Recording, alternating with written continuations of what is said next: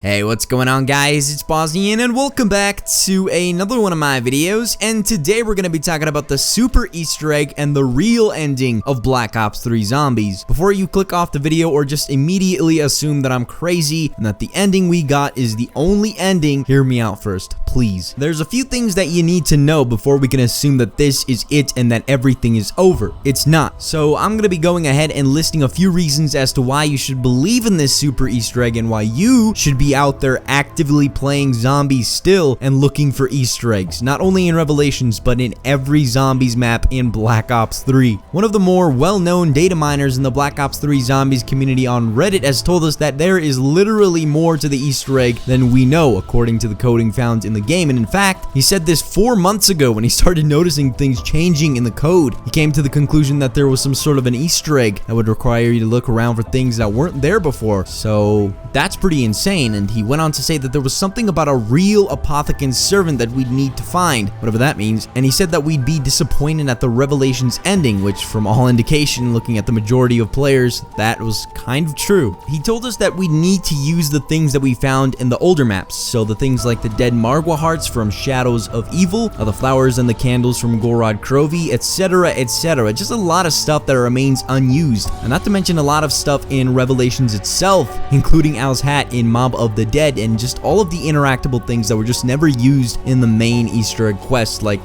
for example, the pressure plate in Shangri-La, or at least the Shangri-La area of the map in Revelations, not the actual map back in Black Ops 1. Obviously, beating the Revelations Easter egg does something to the previous maps, so you could get the RK5 as the starting pistol in every map. So why would it be unbelievable for them to maybe have put other things in the maps? I mean, they obviously can, right? Even Jason Blundell himself told us that we'd be wrong to assume that we'd seen everything after completing the Revelations Easter egg. There is definitely something here that we still haven't seen or done. One thing to think about is the Mob of the Dead airplane and how it flies around the maps and even sits on top of the catwalk building in the Giant. Why is it there? It obviously did nothing in the end, right? It's symbolism. Treyarch did this on purpose to make you think about Mob of the Dead and what it really stood for, as a metaphor for basically the entire storyline. The mobsters were basically just stuck in an endless loop, but every time they would restart the loop, they would kind of remember things that they didn't before. They'd start to pick up on little hints and things that they saw or heard, so they wrote all kinds of steps that they needed to do just all over the walls and whatnot, and all over these papers that you would find. And the only way that the loop was broken was when Arlington killed the other mobsters on the Golden Gate Bridge, and then he was free. But our characters are still trapped in this endless loop. In fact, they just restarted it in Revelations. As soon as Monty sends them back to the Apothecary War, it's over. They restarted the loop. Remember Primus will fail? That old cipher that everyone was talking about back in Shadows of Evil? Well, guess what?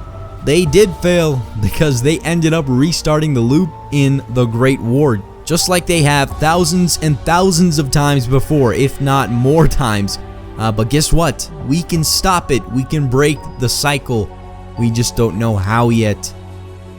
So I'm gonna go ahead and read a perfect summary of what is probably going on right now in the storyline. I'll leave a link to this Reddit post down in the description. It's made by a person who goes by the username I Disagree. The post goes like this. The title reads, "It makes sense, just relax." What we have discovered so far makes perfect sense. We're all acting like we beat the map, like we did it. The only reason that the Easter egg ends with the end is because, are you ready? We fucking failed. We fell into the trap. Monty tricked us into restarting the same cycle that has played out millions upon millions of times. If you think about it, Monty gains his omnipotence, timelessness through the cycle restarting. That's his agenda. Restart the cycle, remain omnipotent, because he is restarting his own universe. Do you guys really think that everything that shines is gold? Clearly, this is far from gold. We failed because we've completed the cycle that we're supposed to break. Yeah.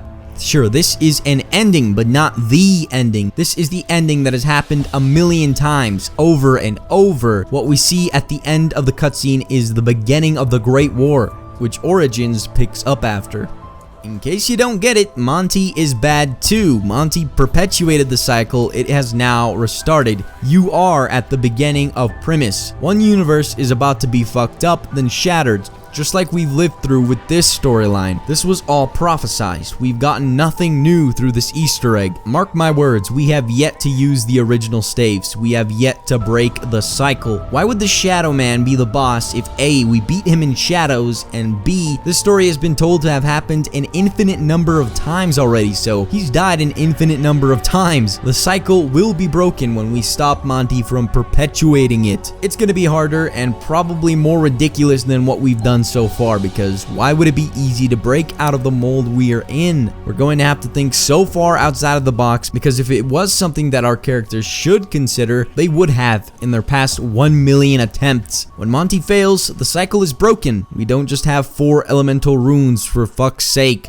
So he basically summed it up perfectly, and every single thing that he said seems to be the way that the storyline is going, and from all indication and from everything we know so far, there seems to be some sort of a super Easter egg that we need to do across all of the maps, and it sounds like it's going to be really tough. So go out there and I don't know, just go and explore the maps, explore them again. I know that sounds crazy because you might have searched literally every single corner in some of the maps.